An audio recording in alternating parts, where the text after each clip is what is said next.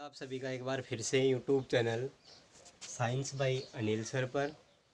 जैसे कि अपन ने पिछले वीडियो में रासायनिक अभिक्रियाओं के प्रकारों के बारे में बात की थी, तो उसी कड़ी को आगे बढ़ाते हुए आज अपन देखते हैं प्रकृति के आधार पर रासायनिक अभिक्रियाएं कितने प्रकार की होती हैं।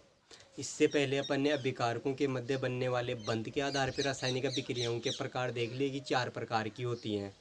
फिर अपन ने वेग के आधार पर रासायनिक अभिक्रिया के प्रकार देखे थे कि 2 प्रकार की होती है। ऐसे ही आज अपन देखते हैं प्रकृति के आधार पर रासायनिक अभिक्रियाएं कितने प्रकार की होती हैं। तो प्रकृति के आधार पर रासायनिक अभिक्रियाएं 2 प्रकार की होती है, जिसमें पहली है अनुत्क्रमणीय अभिक्रिया। अनुत्क्रमणीय अभिक्रिया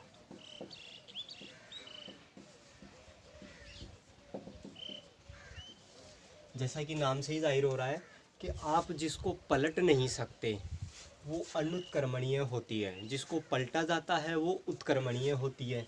तो ऐसे ही दूसरा है उत्क्रमणीय अभिक्रिया, जिसके बारे में अपन बाद में बात करते हैं। पहले अपन अनुत्क्रमणीय अभिक्रिया को देखते हैं कि जिस अभिक्रिया में अभिकारक है, जैसे ये 2 अभिकारक हैं A+B, ये क्रिया करेंगे और उत्पाद जैसे AB बनाते हैं।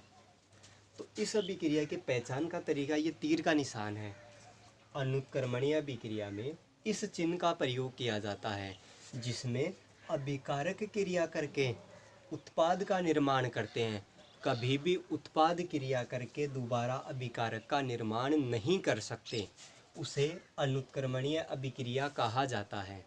अर्थात ऐसी रासायनिक अभिक्रिया जिसमें अभिकारक क्रिया करके उत्पाद का निर्माण करते हैं, उसे अनुत्क्रमणीय अभिक्रिया कहते हैं। इस अभिक्रिया में अभिकारकों की जो सांद्रता है वो लगातार कम होती जाती है और उत्पाद की सांद्रता लगातार बढ़ती जाती है। तो उस अभिक्रिया को अनुत्क्रमणीय अभिक्रिया कहते हैं। जैसे समीकरण देखते हैं, carbon plus oxygen, carbon oxygen से क्रिया कर रहा है और कार्बन डाइऑक्साइड गैस बनती है।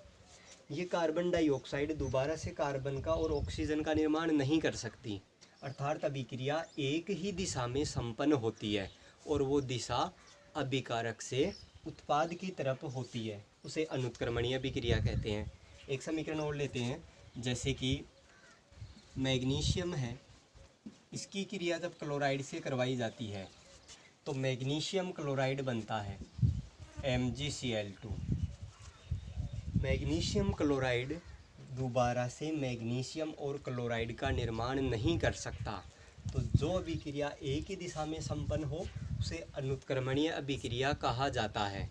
जैसे दूसरी अभिक्रिया देखें, उत्क्रमणीय अभिक्रिया। उत्क्रमणीय अभिक्रिया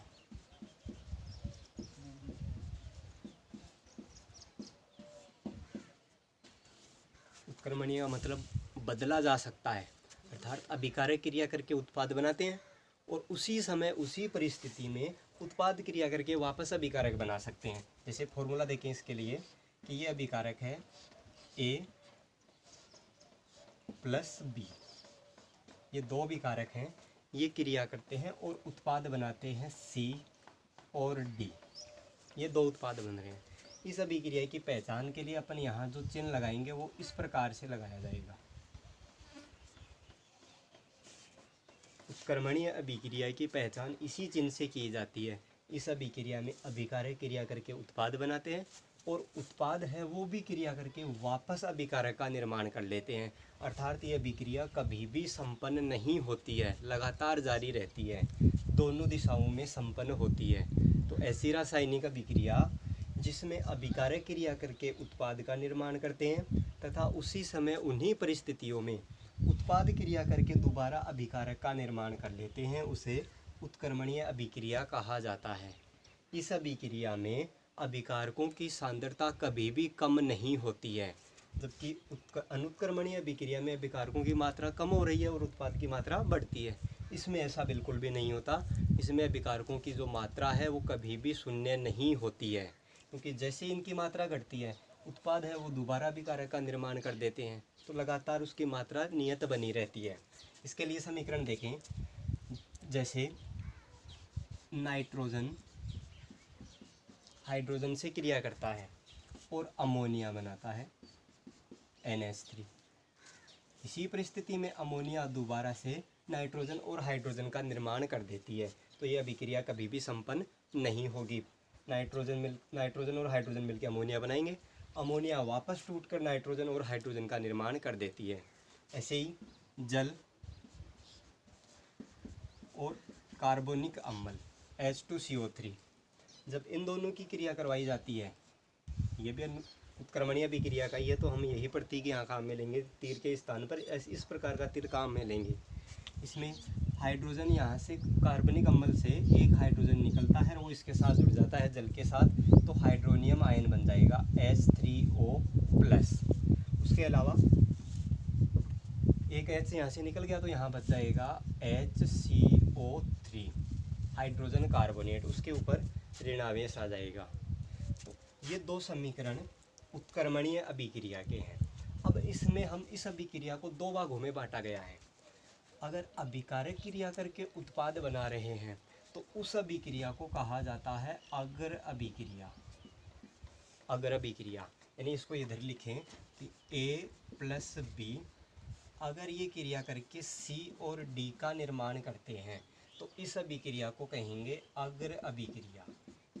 और दूसरा इसका होता है प्रतीप अभिक्रिया, अर्थात ये उत्पाद क्रिया करके अभिकारक का निर्माण करेंगे, उसको प्रतीप अभिक्रिया कहेंगे। तो इसको यहाँ इस प्रकार से लिखें C+D इनकी क्रिया से बनता है A+B, इसको कहते हैं प्रतीप अभिक्रिया।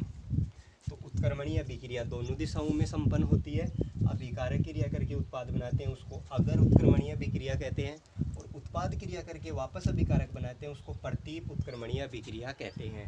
तो ये था प्रकृति के आधार पर रासायनिक अभिक्रियाओं के प्रकार, अनुत्क्रमणीय और उत्क्रमणीय अभिक्रिया। उम्मीद है आपको ये अभिक्रिया समझ में आई होगी। धन्यवाद।